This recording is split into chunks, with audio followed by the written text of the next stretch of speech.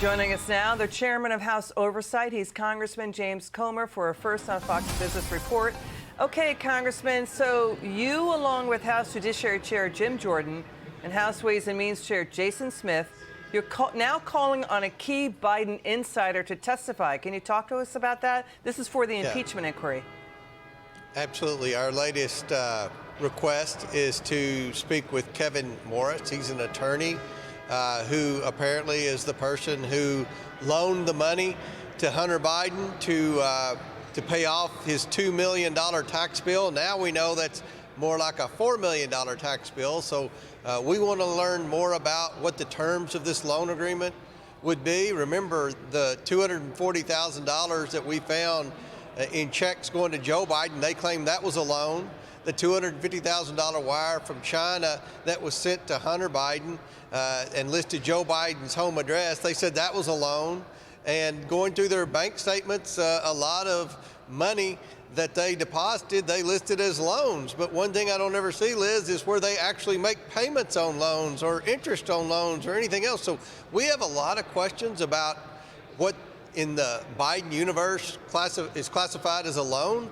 And I think that this person would have a pretty good indication of how to answer that. So Kevin Morris, he's a Hollywood lawyer.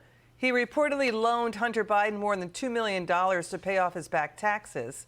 And that erupted in a tax evasion case at the Justice Department. But the underlying income that he was taking in was from overseas, including from our adversaries, right? That he did not report taxes on.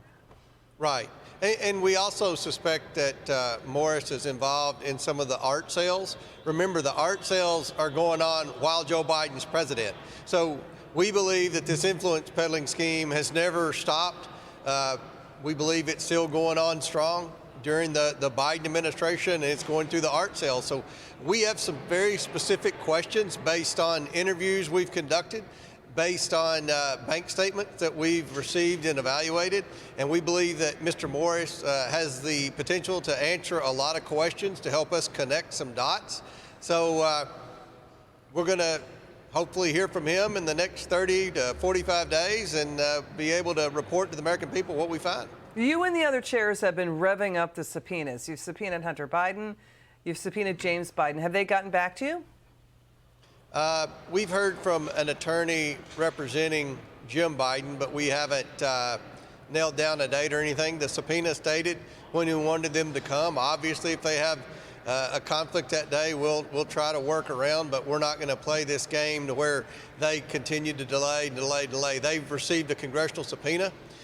We didn't issue these subpoenas on day one. As you know, we built up a case. It's taken several months, but we've been able to, through the subpoena process, obtain a lot of bank records. We've done other depositions and interviews, and now we have enough evidence to be able to bring the Bidens in and ask them specific questions about specific transactions. And I'll be honest, Liz, it's going to be hard for the Biden family to answer some of these questions when we've got the bank statements in front of them, and you're talking about $200,000 from this foreign national, $2 million from that foreign national. I mean, these are specific wires for enormous amounts of money in companies that we have no idea what they were set up to do. We call them shell companies. A lot in the media don't know what a shell company is, but a shell company is a fake company.